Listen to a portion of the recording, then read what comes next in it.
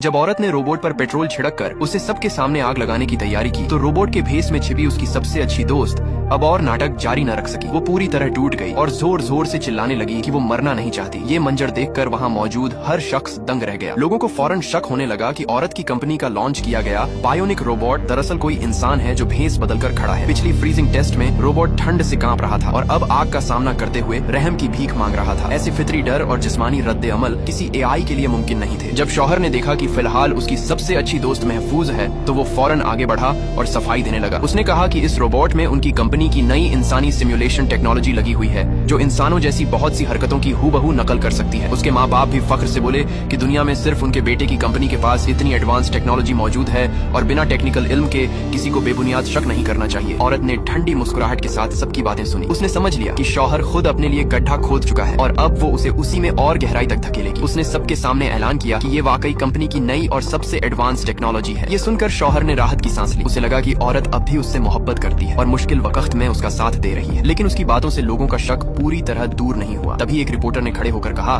कि भले ही आम लोग इस टेक्नोलॉजी की बारीकियां न जानते हों, लेकिन उन्हें इसके अमली फायदे जरूर समझ आने चाहिए, वरना कोई क्लाइंट इसके लिए पैसे क्यों देगा। औरत ने रिपोर्टर की बात की, खुलकर तारीफ की और कहा कि अब इस टेक्नोलॉजी को सबके सामने समझाया जाएगा। उसने अपने शौहर से कहा कि वो स्टेज पर ही इसकी पूरी तफसील बताए। ये सुनते ही भीड़ जोश में आ गई, लेकिन शौहर बुरी तरह घबरा गया क्योंकि ये पूरी टेक्नोलॉजी उसी की घड़ी हुई झूठी कहानी थी। अगर उसे सबके सामने समझाना पड़ा तो उसका झूठ फौरन पकड़ लिया जाएगा। औरत ने धीरे से उसे समझाया कि अगर वो अच्छी तरह टेक्नोलॉजी पेश कर देगा तो आज की सारी सेल्स उसी की कामयाबी मानी जाएंगी और जब वो आगे चलकर CEO बनेगा तो कोई सीनियर स्टाफ उसकी मुखालफत नहीं करेगा। शौहर धीरे धीरे इस लालच में आ गया। उसके माँ बाप ने भी उसे उकसाया कि वो पूरी तफसील से टेक्नोलॉजी समझाए ताकि प्रोडक्ट की सेल और बढ़ जाए। सामने मौजूद उम्मीद भरी भीड़ को देखकर उसे यकीन हो गया कि सब उसकी बनाई हुई झूठी टेक्नोलॉजी पर यकीन कर चुके हैं। उसने सोचा कि कुछ मुश्किल टेक्निकल लफ्ज बोलकर हर किसी को आसानी से बेवकूफ बनाया जा सकता है। इसके बाद उसने मनगढ़ंत बातें बनानी शुरू कर दी। उसने दावा किया कि रोबोट का कांपना और चीखना नए एक्सटर्नल सेंसर्स की वजह से था जो ठंड और आग जैसे खतरों को महसूस करते ही सिस्टम के पेन मैट्रिक्स कोड को एक्टिव कर देते हैं। फिर वही कोड बायोनिक वोकल कॉर्ड्स को कंट्रोल करके इंसानों जैसी तकलीफ भरी आवाजें पैदा करता है। इसके बाद भी उसने कई और झूठे टेक्निकल उसूल और उनकी खूबियां गिनानी शुरू कर दी। वहाँ मौजूद बहुत से लोग भी